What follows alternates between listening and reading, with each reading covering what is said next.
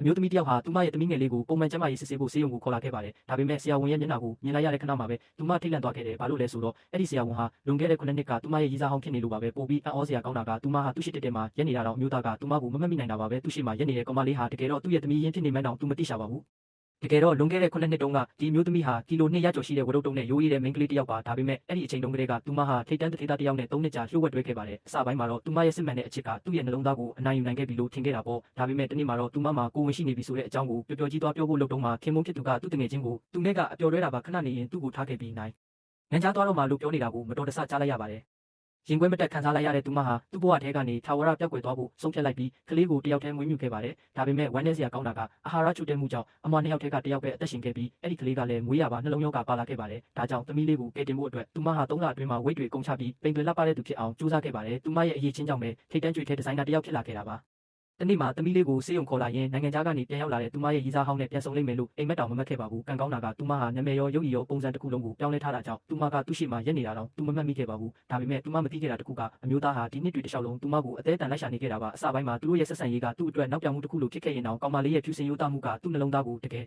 ထိမှန်ခဲ့တာပါ။သူမကိုတကယ်ချစ်မိသွားခဲ့ပါတယ်။ဒါကြောင့်သူနိုင်ငံခြားကပြန်ရောက်လာတာနဲ့ပထမဆုံးလုပ်တဲ့အလုပ်ကသူမရဲ့သတင်းအစအနလေးများရမလားဆိုပြီးကျောင်းကတငယ်ချင်းဟောင်းတွေနဲ့ပြန်ဆုံခဲ့တာပါ။ဒါပေမဲ့လူတွေရဲ့အတင်းအဖျင်းစကားတွေကိုကြားပြီးသူဒေါသတကြီးနဲ့ထွက်လာခဲ့ပါတယ်။အပြင်ကိုရောက်ချင်းမှာပဲသူ့ရဲ့ရည်စားဟောင်းနဲ့ထိတ်တိုက်တိုးပြီးနှစ်ယောက်သားပြန်ဆုံကြပြန်တာပေါ့။အဲ့ဒီအချိန်မှာပဲဆရာဝန်ကိုကြိတ်ကြိုက်နေတဲ့ကောင်မလေးရဲ့မနာလိုစရာကောင်းတဲ့အထက်လူကြီးကမြင်သွားပြီးသူမကိုအော်ဟစ်ဆဲဆိုပါတော့တယ်။သူမကဖိုင်လာပို့တာပါလို့အေးအေးဆေးဆေးရှင်းပြပေးမယ်ပေါ့စကအလုပ်ထုတ်ပြမယ်လို့ချင်းချောက်ပါတယ်စိတ်လှုပ်ရှားနေတဲ့အချိန်နဲ့သူမဟာချီချင်းဝှက်လဲသွားခဲ့ပါတယ်။ဒါကိုမြင်လိုက်ရတဲ့ဆရာဝန်ကသူမကိုအိမ်လိုက်ပို့ပေးမယ်လို့ကန့်လန့်ခဲ့တဲ့အစမှာသူမညင်းပေမဲ့အမျိုးသားကဘာမှမပြောဘဲသူမကိုပွေ့ချီကားပေါ်ကိုခေါ်သွားပါတော့တယ်။ဒါကိုကြည့်ပြီးဘော့စဟာမနာလိုစိတ်နဲ့မျက်နှာတွေမြည်ရဲလာပြီးဒီမိန်းမကိုပညာပေးမယ်လို့ဆုံးဖြတ်လိုက်ပါတယ်။ကားပေါ်မှာဆရာဝန်ကငါတို့အရင်ကစုံဘူးတလားလို့မေးတဲ့အခါသူမကရှင်ပါကိုဆိုလိုတာလဲကျမနားမလည်ဘူးလို့တုံ့ပြန်ခဲ့ပါတယ်။ဆရာဝန်ကသူမရဲ့ဖုန်းကိုယူပြီးသူ့နံပါတ်ကိုမှတ်ပေးလိုက်ကသမီးလေးမှာနောက်ထပ်ချင်းစုံမှုရှိရင်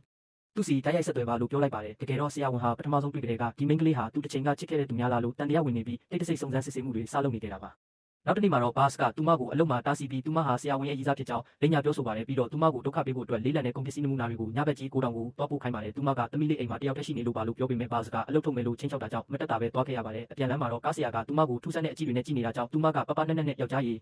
ကျမအခုအိမ်ပြန်လာနေပြီးခြံဝင်းတကားမှာစောင့်နေတော့ဆိုပြီးဖုန်းပြောချင်အောင်ဆောင်လိုက်ပါတယ်။